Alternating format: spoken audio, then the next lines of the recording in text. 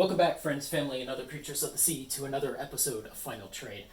I get a lot of questions about the TCG Expansion Lifecycle, and I talk about it a lot, but I realized I don't have a dedicated video about it, so that's what this is going to be, kind of a foundational video for the channel about what is and how does the TCG Expansion Lifecycle work. So, if you imagine that WotC, LSS, Pokemon USA, any of the other companies announced that they're going to be releasing a new product, an expansion, anything else, a new type of box within an expansion, any of it, you will have some initial hype from people who just can't wait to get it in their hands.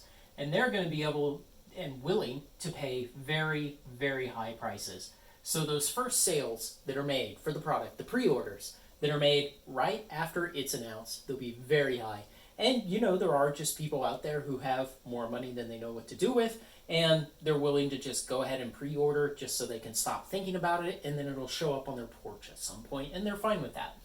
But over time, during the pre-order period, which ends at this blue line, you will have more potential product come to market, meaning more stores get their allocations, or you get closer to the release date and more stores are willing to go out on a limb and offer pre-orders. And so essentially more potential product comes to market, even though not all of them may have it in their hands yet.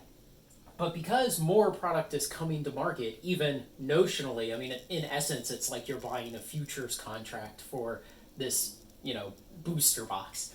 But because more of it's coming to market, the price comes down.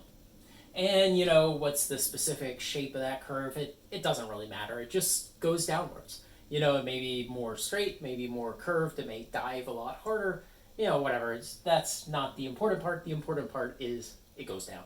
And now, you could have some kind of reveal that occasionally makes it go up after the initial announcement. I guess Dominaria United collector boxes with the Lost Legends cards. That's a great example, but those kind of situations are pretty rare. I mean, even when we had Kamigawa collector boxes come out and they had the neon parallel Hidetsugu Chase cards in them, people didn't quite realize how valuable those were initially, and the collector boxes sold really poorly on pre-sale. It wasn't until after release when people started to realize how rare those cards were that those boxes took off and went up. And then you'll have release day. And what happens on release day is, say, dealers who do not want to pre-sale because of the risk involved, they bring their product to market. Everything comes in at once, and now you've suddenly got a market flooded with people trying to sell the product. And you will see the price come down more. And something is happening correspondingly on the buyer side, which is, up until here, you've had all this pent-up demand for the product. You've had a lot of players and collectors who are interested in getting their hands on it. And so they've been sitting there waiting for the pre-orders to come in, or waiting for the opportunity to buy, or if they're smart, waiting for a little bit afterwards for the prices to come down. And they will start to get their fill of the product. Now, it may take a couple weeks, it may take months, it may only take hours. You may have people who simply want to do a pre-release event and then take a booster box home and open it later, and that's all they really care about for an expansion. One way or another, people will start to get their fill of the product. And that's why I don't have an explicit time scale on the horizontal axis. It's because, it varies. It just kind of depends. Depends on the product, depends on how interesting it is to buyers, and it depends on the supply and a whole lot of other things. But what you'll eventually see is that the initial interest in the product starts to wane, and this line starts to flatten out. And now what's happening here is that maybe there's a lot of product in the market. Eventually the second wave comes through distribution, and the announcements for the next expansion are made. Spoiler season starts yet again, and attention moves on. And so what happens is all of the buyers' wallets go and focus on the next big thing. They go back to this point, but on the next product. But this product is still here. And what happens to it in the meantime? Well, for the most part, it just kind of sits like this in the market. And, there can be some turbulence in here. It can bounce a little bit. things like Kamigawa set boxes, they went back up quite a bit in the months after release because the supply was not sufficient for how popular that expansion was and how popular the set boxes were, but eventually more supply came to market after a reprint and the line came back down. So specifically, this line can do all kinds of interesting things, but generally it'll look like this. And then one day, the expansion, the product, whatever, goes out of print. And what happens beyond that? Well, you're not going to typically see a lot of price erosion after that. Not typically, and we'll get to the exceptions to that in a bit. But what will happen is you will have distributors still sitting on product.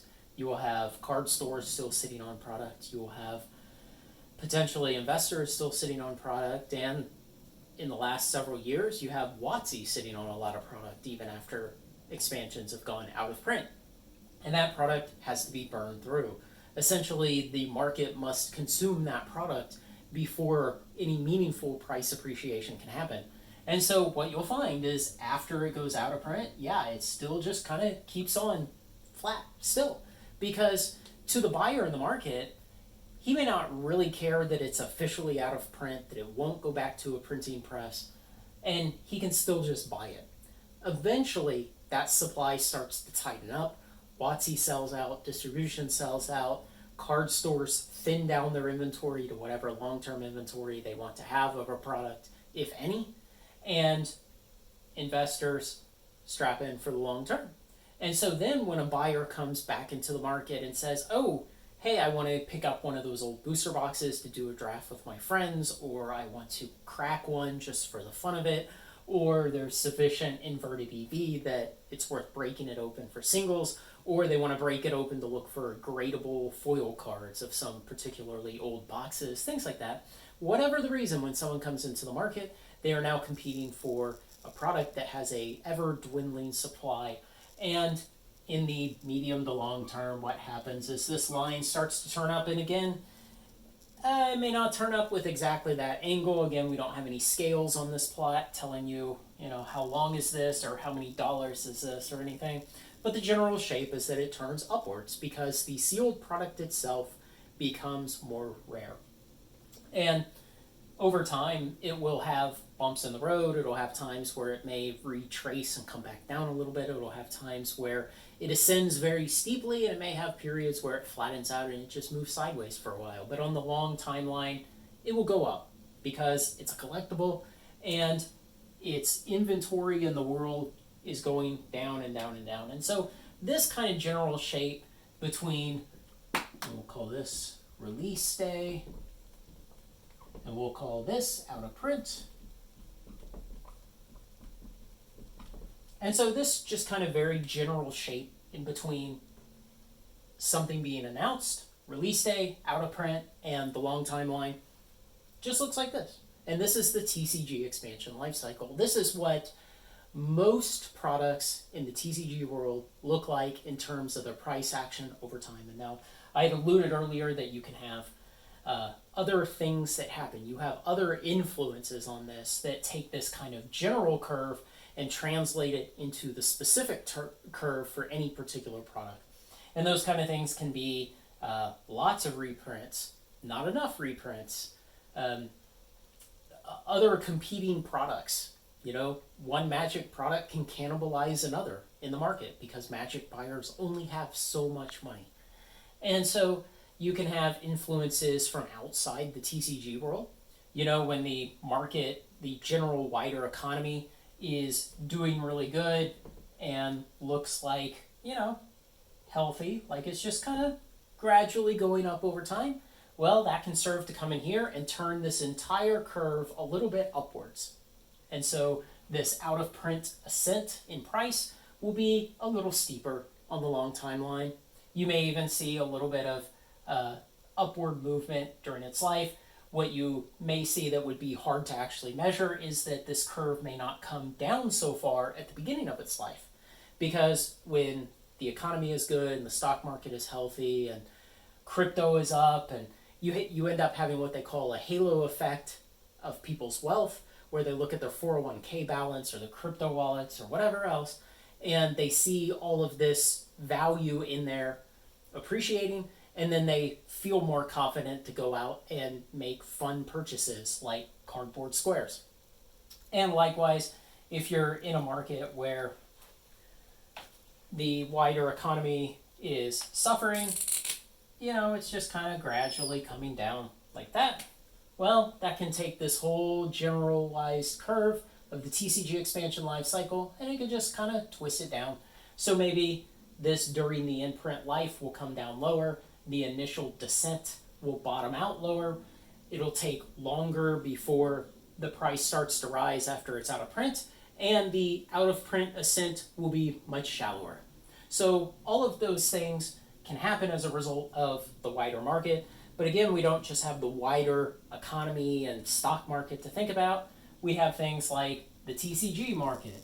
We'll call this one economy, just to kind of ridiculously oversimplify the situation. And we'll call this the TCG market. And, we'll even draw a third one, and we'll just pretend that all we're talking about here is the magic market. So we'll call this one magic market. But of course, the TCG expansion life cycle determines the price action over the lifetime of products from every game: Pokemon, Flesh and Blood, MetaZoo, all the rest. It's not just a magic thing, but we'll just talk about it in this context here.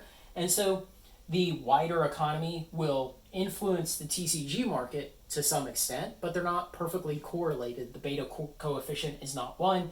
And so you could have situations where, say, the economy is pretty good, but, still the TCG market is itself kind of sideways. And you might have situations where, even though the TCG market is sideways and the economy is pretty good, well, maybe the magic market is down. So the correlations between these are not perfect, but as you get further down this chain, the effect that these have on this is magnified. Obviously, the magic market itself has the greatest effect over a magic product greater than the overall economy. So the flow of effect is downhill.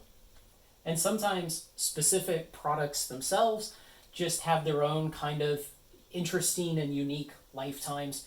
One that I can think of is Double Masters 2022 collector boxes, which basically over the course of their life have looked like this. They've just come down and down and down and down. They've just dropped in price. They've had small periods where they've trended sideways, but basically the entire time they've been in the market, they've just gone down. And, one day they'll eventually start to trend sideways. They'll get low enough price that enough buyers will be enticed into the market to start picking them up. They'll see that there's way more upside potential than downside risk. They'll start buying them. And even though they're collector boxes and they're technically out of print now, they'll eventually trend sideways until some point where the supply starts to tighten up enough, and then it's harder and harder to get them, and they'll start to rise. So this is the TCG expansion life cycle. You cannot escape it. Nearly everything follows it in this world, in the TCG world. It's the reason why Charizard UPCs were $300 on pre-order a year ago, and today they're 1/3 of that because they're in this section of their lifetime. Arguably, they may be over here. They may be actually out of print since the Charizard UPCs contain a whole bunch of Sword and Shield booster packs, which may themselves not get any reprints. And it's the reason why most of the time it does not make sense to pre-order in the TCG world. Most of the time, you can expect that a product is going to drop in price after it releases. There are exceptions to that, and again, it comes back to these overall drivers. If you're in a kind of a crazy manic period in the economy, like 2021, when everybody's flush with government money, and the economy is doing this, or kind of doing this, appears to be doing this, though it was actually kind of sickly at the time, this can entice people to do dumb things. It can create very, very strong bull markets in the TCG world, and it can cause products to ascend in price after they come out until enough quantity is brought to market that the TCG expansion lifecycle can take over and tame the prices back down a bit.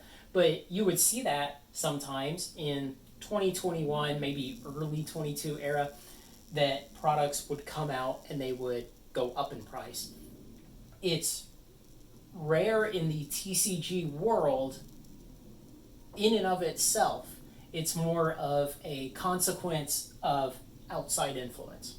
And then one last good example is the Lord of the Rings collector boxes.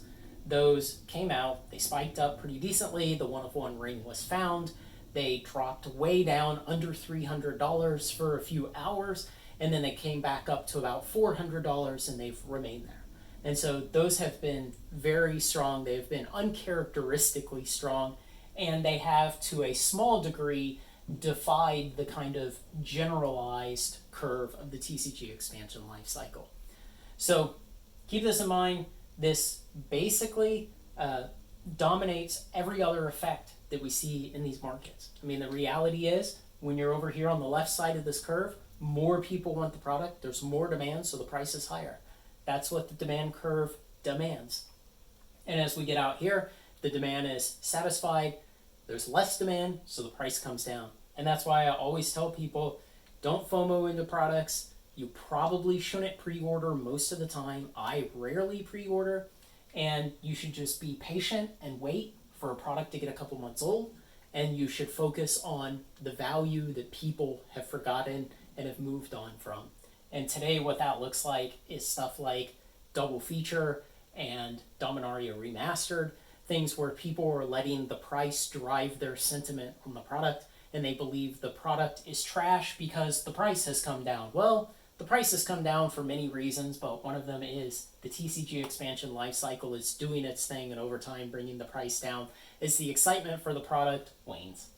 It doesn't mean the product is bad. It simply means it's here in its life cycle. And if we zoom out to this whole curve, that's where we should be buying. You don't want to be buying up here, and you don't want to be buying out here. You want to be buying in this area somewhere. But for some reason, people lose their minds, and they think, no, the product is bad now that we're here, and in the future, when it comes back up, then they'll say, that's a great product, everybody should FOMO into it. Doesn't make sense. Humans are really bad at investing. Let me know what you think, guys.